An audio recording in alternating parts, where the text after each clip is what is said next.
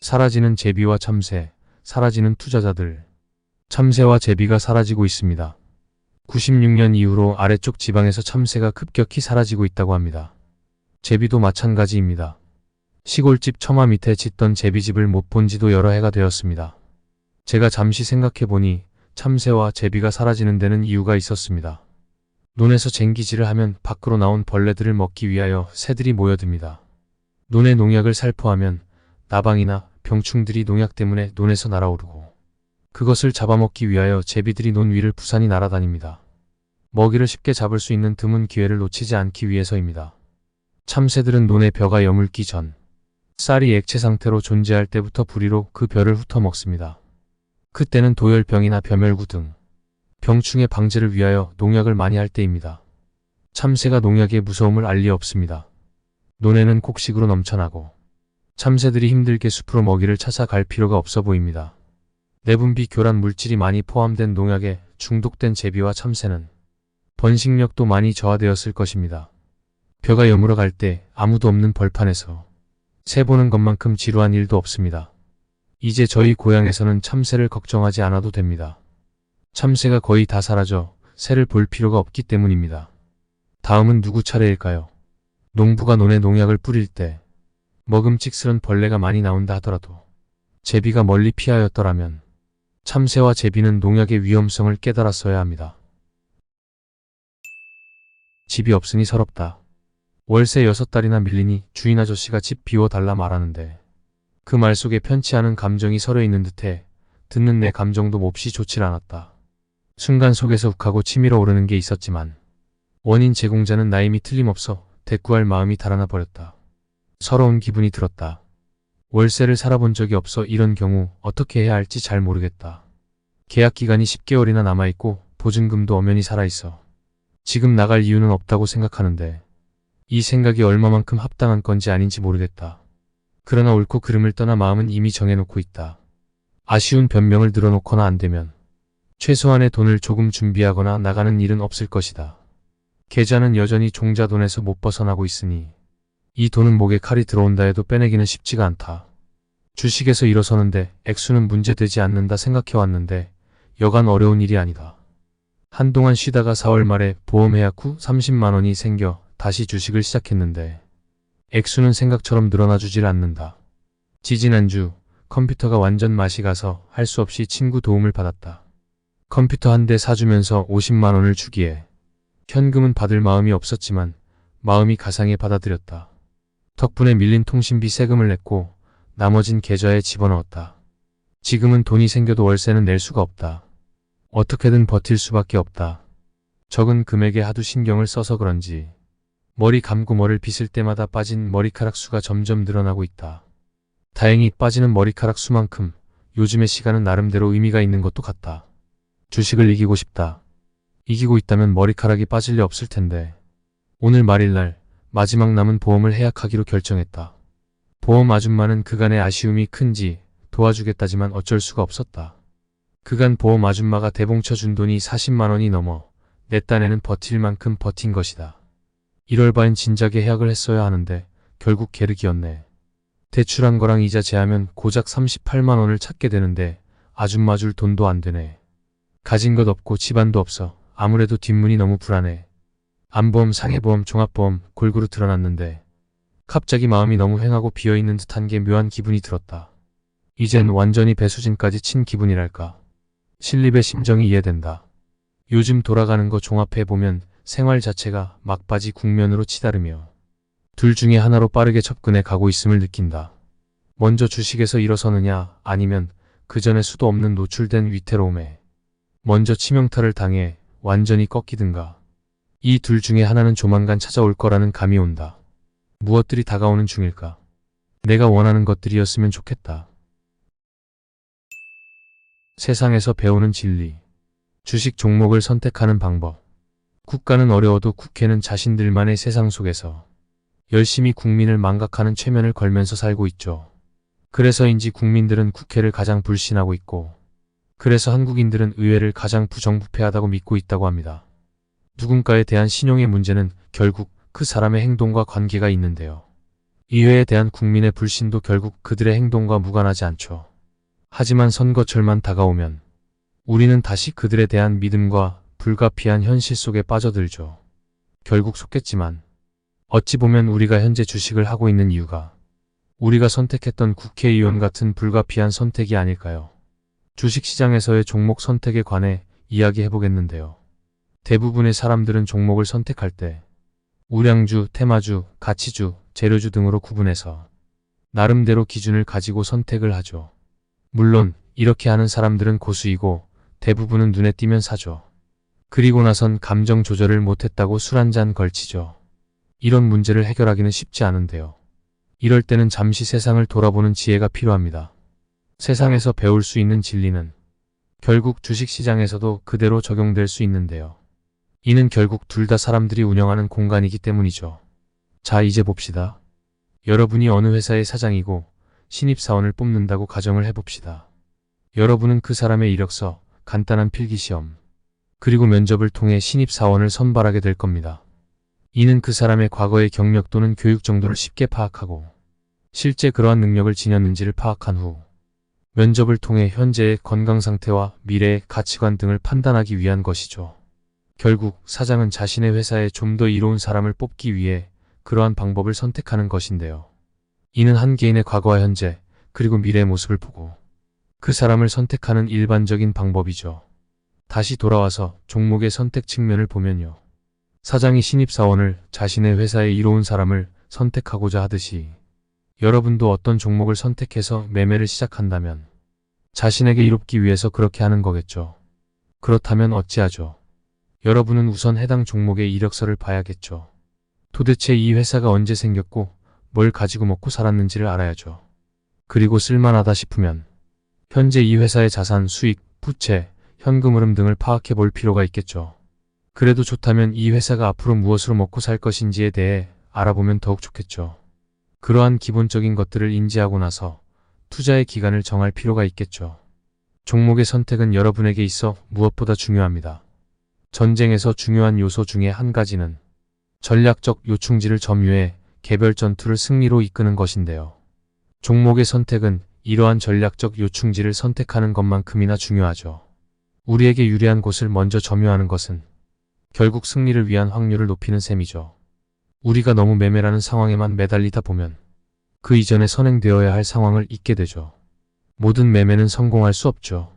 단지 확률적으로 높아질 수도 낮아질 수도 있는 것이 현실이죠. 그렇다면 실패했을 때 미래를 위한 대처가 가능한 종목들이 우리에게 좀 더 유리한 가능성을 제시할 겁니다. 그렇기 때문에 신입사원을 신중하게 뽑듯이 여러분은 종목을 선택함에 있어서 신중해야 합니다. 그래야 성공을 할 수 있는 게 아니라 실패를 줄일 수 있습니다. 실패가 줄다 보면 성공할 날도 오겠죠. 그리고 명심하셔야 합니다. 우리는 자본주의 사회에서 살고 있습니다. 자본주의는 한정된 자원을 배분하기 위해 여러분을 기다리지 않습니다. 쟁취하고자 하는 자에게만 기회가 있을 뿐입니다. 그리고 쟁취하고자 하는 자들 간의 싸움에서 이겨야 합니다. 이기기 위해선 공부해야 합니다. 여러분이 상대하는 주식시장의 상대자는 오만 찹동사니가 다 모인 개미들이 아니라 철저한 엘리트 교육을 받고 철저하고 냉정하게 교육을 받은 지식정보 지배계층이라는 사실을 잊지 마세요. 그들을 이기기 위해선 공부하고 냉정할 필요가 있습니다. 최소한 우리보다 뛰어난 자들과 싸울 때는 전략적 요충지를 먼저 점유한 상태에서 싸움을 하는 게 조금이나마 확률을 높일 수 있지 않을까요? 항시 명심하세요. 누구도 여러분을 돕지 않습니다. 이 바닥은 오직 스스로 존재할 수 있는 자만 남습니다.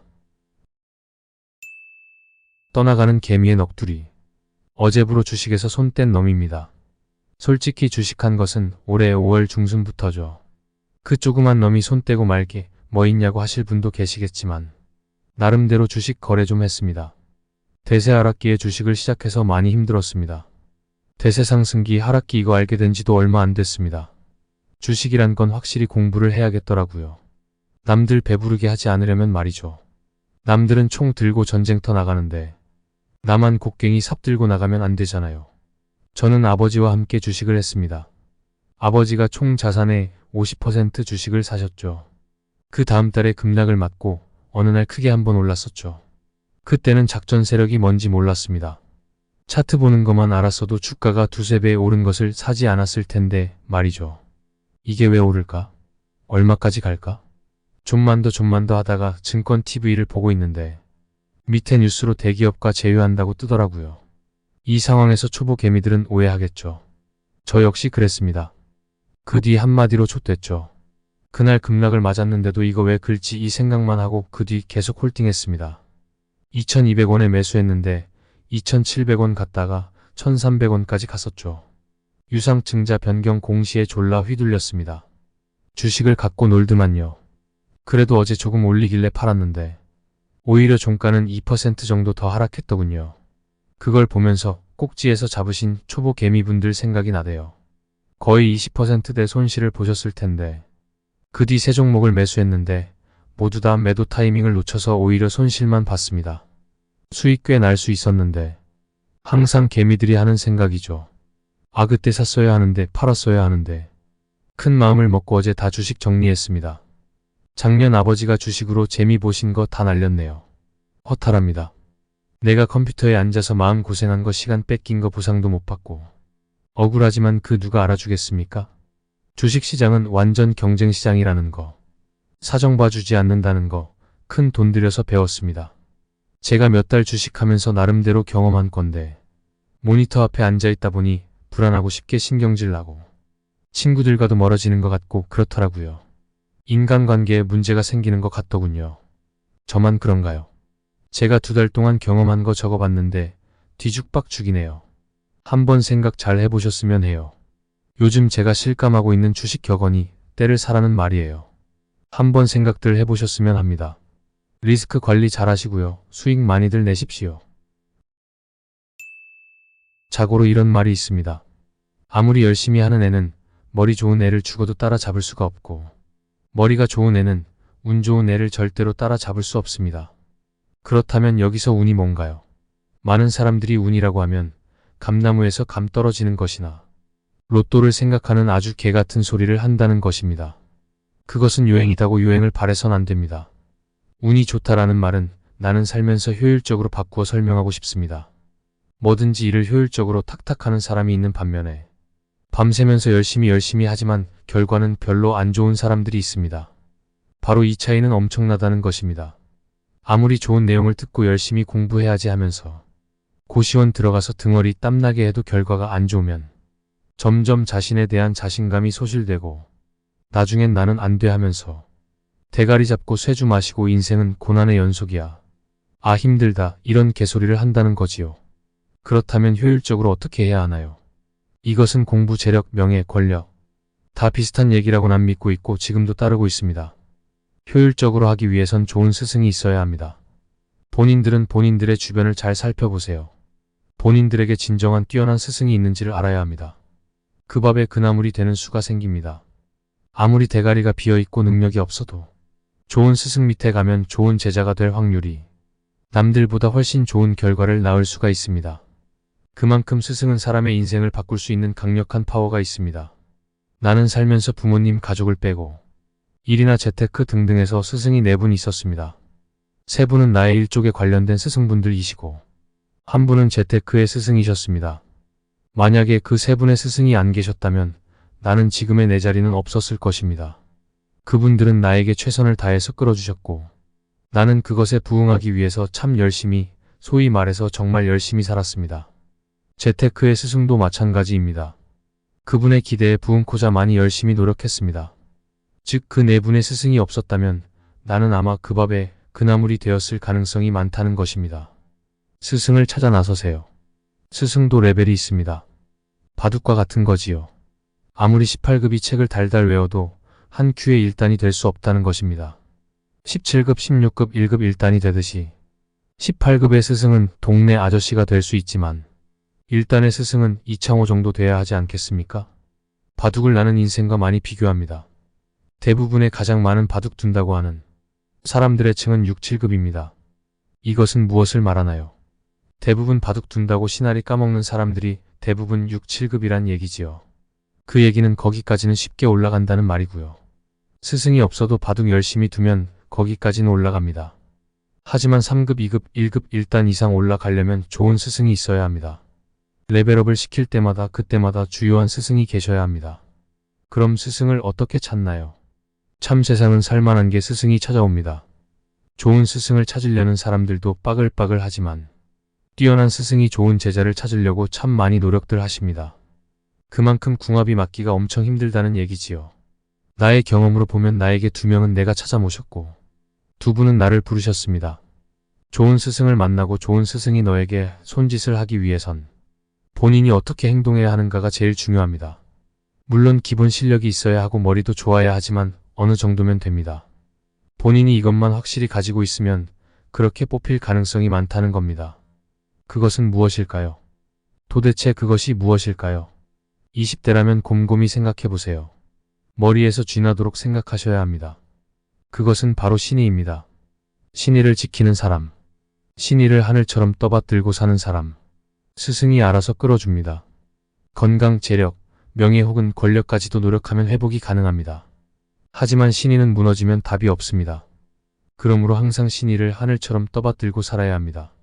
어떤 큰 이권이 개입되었을 때 신의를 지킬 자신이 있는지를 본인 스스로에게 물어보세요.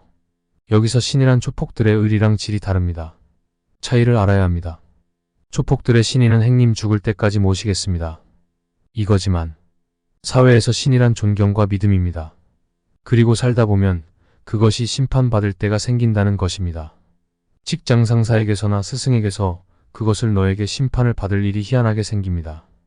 그때 모든 것을 불사하고 신의를 지키면 너에게 그 사람의 진정한 제자가 됩니다.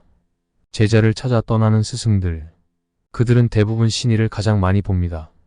공부, 재테크 등등 좋은 스승을 만나야지 6, 7급이 아닌 1, 2단으로 단숨에 올라갈 수 있습니다.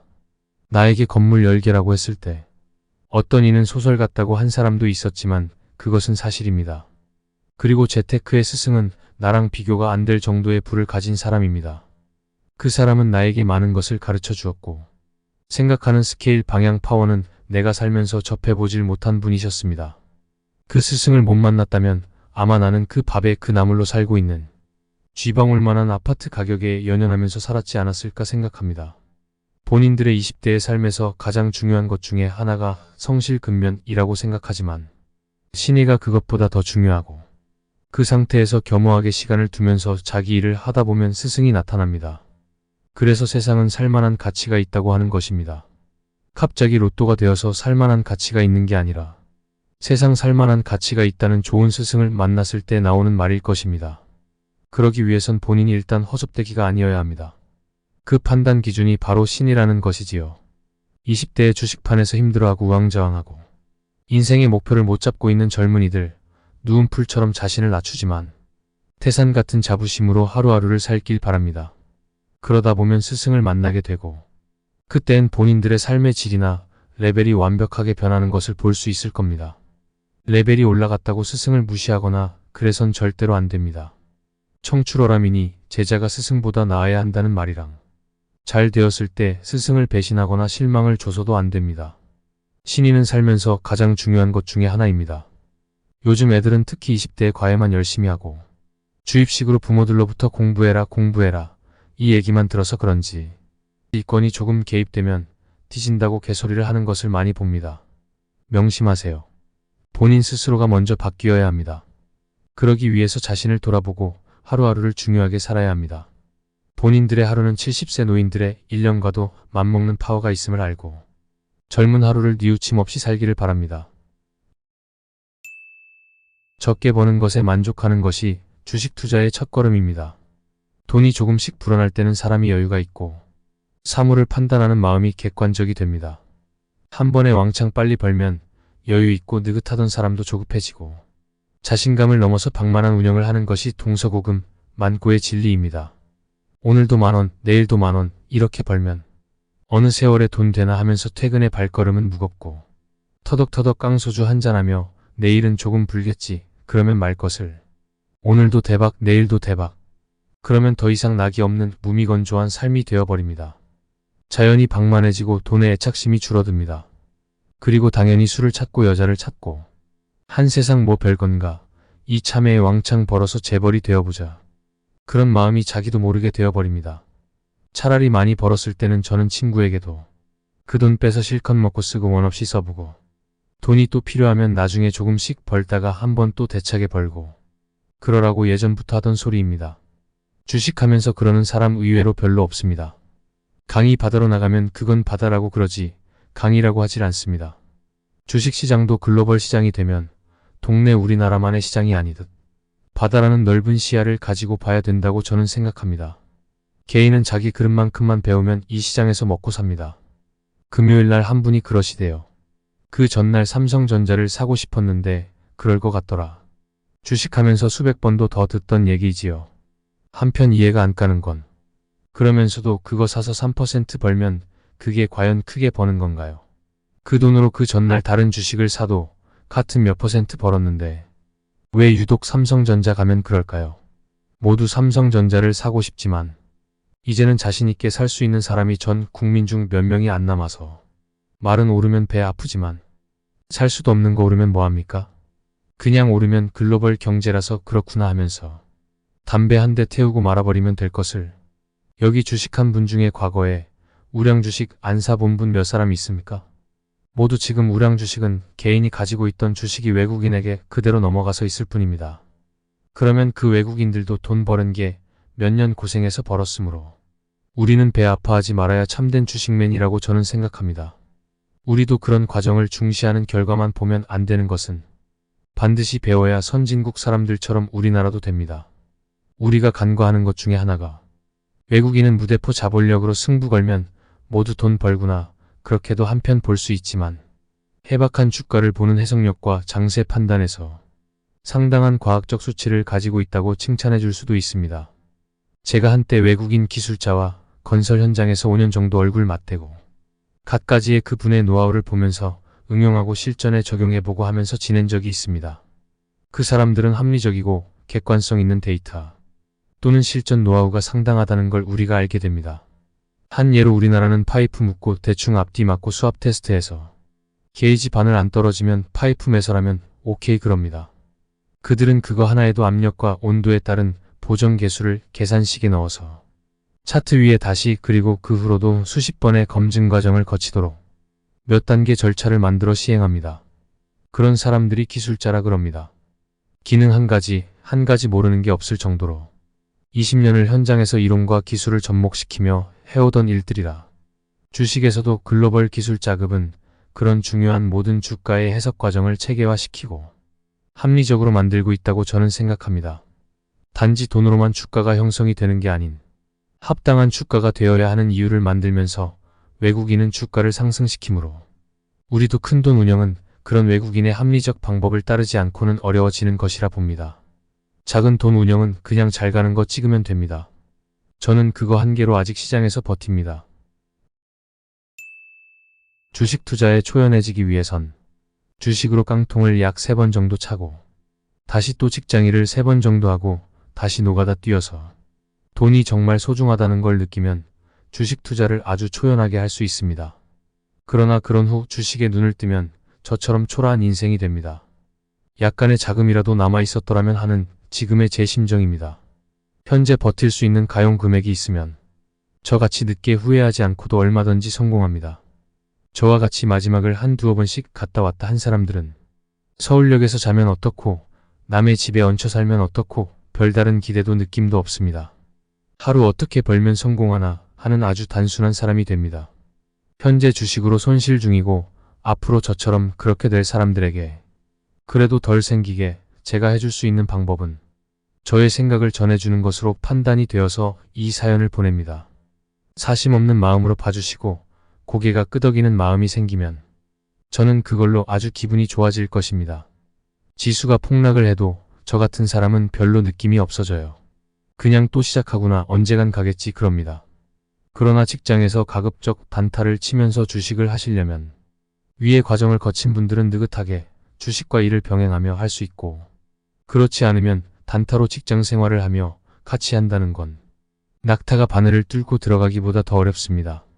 예를 들어 저번 월요일에 투매가 나오고 서킷 걸리는 장에서 저와 같이 한 팀이던 직장 동료가 주식창을 몰래 보며 우량한 주식이 하한가 근처까지 급락할 때 매수한 적이 있습니다. 그 동료는 정말 싸게 매수했다고 이제 돈 벌었다고 생각했습니다. 그런데 단타로 샀는데 자기가 매수한 가격보다 정확히 1%더 빠질 때 우리 부장님이 어이 뭐해 빨리 일 안 하고 뭐하냐고 호통을 쳐서 그 주식이 움직이는 걸 보고 단타를 쳐야 하는데 하면서 일하다가 장이 쭉 흐르다가 최저점 바닥을 치고 오르는 순간에 그 주식 매수호가에서 1% 수익 보고 팔았어요. 저는 정말 이 사람이 주식하는 사람이 맞나 할 정도로 의아했습니다. 그렇게 팔 걸 왜 살까? 그 다음날 바로 20% 정도 급등한 걸로 기억이 됩니다. 그 다음날 분한 마음에 그때 부장이 왜 날 찾았나 하며 부장님 욕을 하는 걸 제가 듣고서 빙긋이 웃었습니다. 1% 뛰게 하려면 아무 주식이나 매수해도 될 걸. 뭘 그렇게 어렵게 주식하는가 싶었습니다. 주식이 정말 그렇습니다. 뒤돌아보면 모든 차트가 저기에서 사고 여기서 팔고 정말 누구나 떼돈 벌 것 같이 보입니다.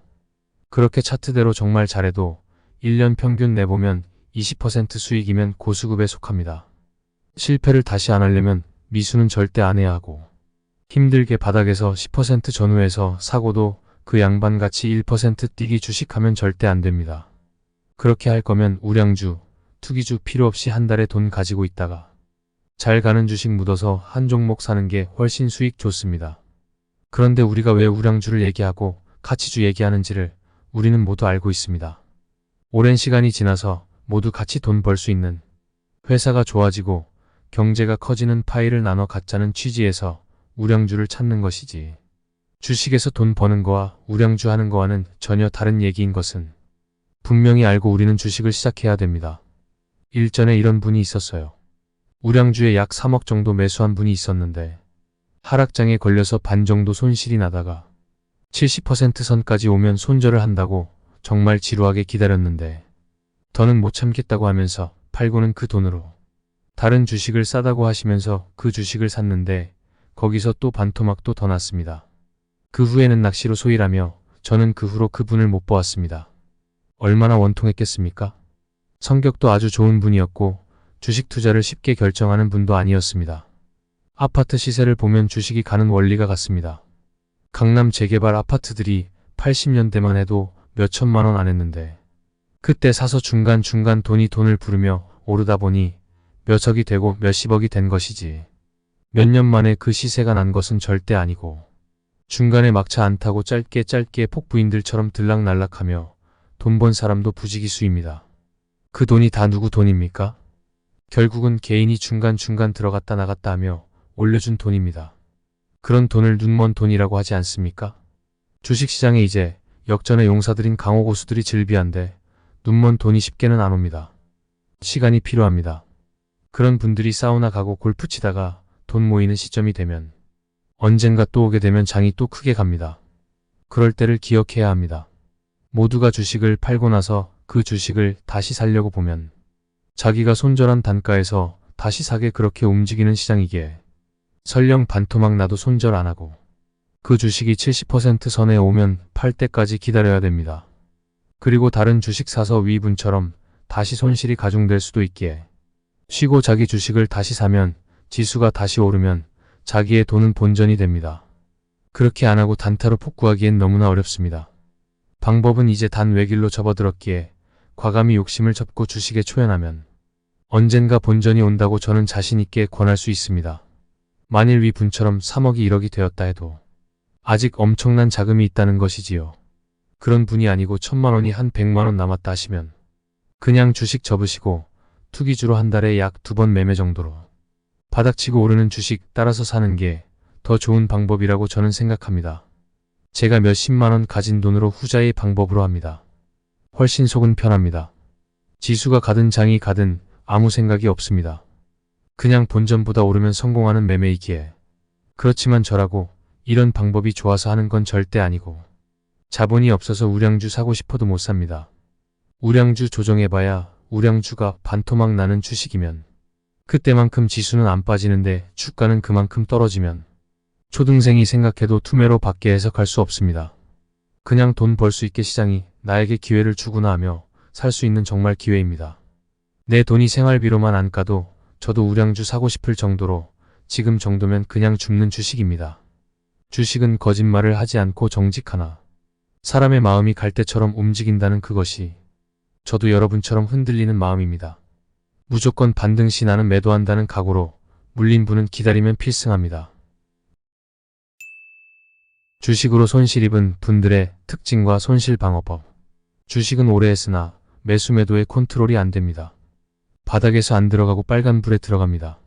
주식에 바닥이 있다고 하면 버럭 화를 냅니다. 바닥은 시간이 가면 눈에 보입니다.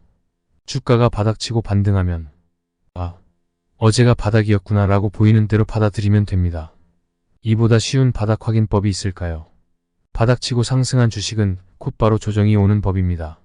물론 상한가로 직행하는 종목도 많습니다. 그러나 상한가만 바라다 가는 주식으로 무덤을 파는 것입니다. 1,000만원으로 월 10%만 먹을 요량으로 주식을 합니다. 주가가 충분히 내렸을 때 거래량과 거래 대금이 많은 종목을 각종 보조지표가 바닥을 보이고 상승할 때 분할 매수합니다. 주가가 바닥을 보이면 반드시 누군가 사게 되어 있습니다. 매수할 수 있는 타이밍에 회사의 각종 상황과 큰손들의 동향을 살피면서 매수합니다. 급등하는 종목들은 무언가 재료를 가지고 있다는 냄새를 풍깁니다. 이 장면에서 확신이 안 서는 분은 주식을 해서는 안 되는 분입니다. 매수해서 상승할 때 반드시 매도 타이밍을 스스로 갖고 있어야 합니다. 무작정 보유하다가 하한가라도 맞으면 골로 가는 경우도 많습니다. 10년 이상 주식을 경험하고도 매도가 안 되는 분은 주식하면 안 됩니다. 주식은 순발력과 자기 통제, 절제, 그리고 기술의 분야입니다. 오래 했다고 주식에 성공하면 누구나 주식으로 돈을 벌 것입니다. 주식은 머리 좋은 애들과 돈의 힘으로 올리고 내립니다. 그들끼리 싸울 때 적당히 고물만 먹고 나오는 게임입니다. 자신이 세력인 양 까부는 애들은 철부지거나 알바생들입니다. 세력들이 바닥에서 살 때 적당히 동승하고 그들이 팔 때 슬그머니 먹고 이쑤시면서 나오면 됩니다. 우리 개미들은 주식시장에서 일종의 하이에나의 부류가 되어야 합니다. 그래야 개미는 주식시장에서 최상위 포식자로서 생존할 수 있습니다.